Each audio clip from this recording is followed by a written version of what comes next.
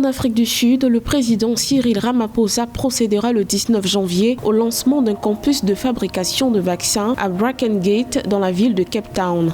Selon les autorités, l'initiative vise à accélérer la production nationale de produits pharmaceutiques, biologiques et de vaccins en vue de desservir le continent africain. Le lancement de cet établissement, une initiative ambitieuse, devrait également, selon les responsables de l'établissement, renforcer les capacités de soins de santé avancés en Afrique du Sud.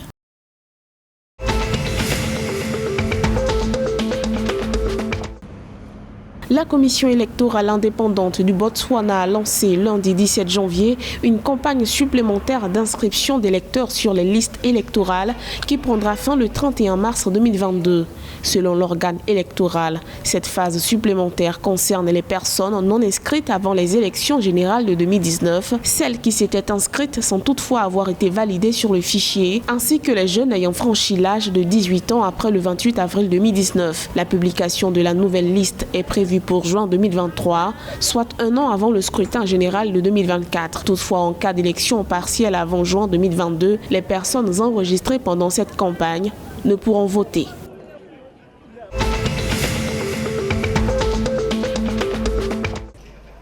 Les autorités angolaises prévoient pour les élections générales prévues se tenir en août 2022 d'enregistrer environ 450 000 électeurs officiels à l'étranger. Les inscriptions ont été lancées lundi 17 janvier 2022 par le ministre de l'administration du territoire, Marcil Lopes, lors de son passage au Cap en Afrique du Sud. Pour pouvoir exercer leur droit de vote en Angola, le ministre Marcil Lopes précise que la diaspora doit soumettre une présentation de la carte d'identité. Dans ce sens, l'ambassadrice d'Angola en Afrique du Sud, Philomena Delgado, a conseillé aux Angolais sans carte d'identité de se rendre dans les consulats proches de chez eux pour traiter le document.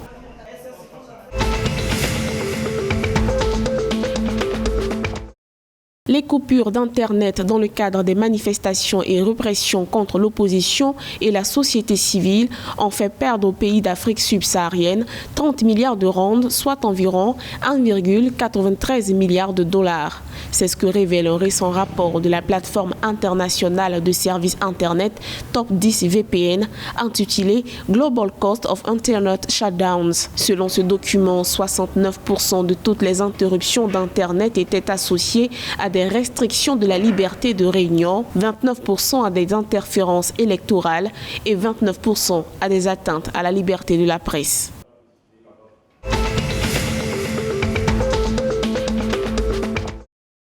Le ministre zambien du Commerce et de l'Industrie, Mulenga Chipoka, a annoncé la levée courant du mois de janvier 2022 de l'interdiction de délivrer des licences d'investissement en Zambie. Les licences d'investissement, de permis pour la création de zones économiques multi-installations et de parcs industriels, d'accords de promotion et de protection des investissements avaient été suspendues en novembre 2021 par le gouvernement en vue d'examiner le document et s'assurer qu'il profite à la fois aux investisseurs étrangers et à la population locale. Selon des parlementaires, la licence d'investissement délivrée avait été abusée dans le passé par des investisseurs potentiels.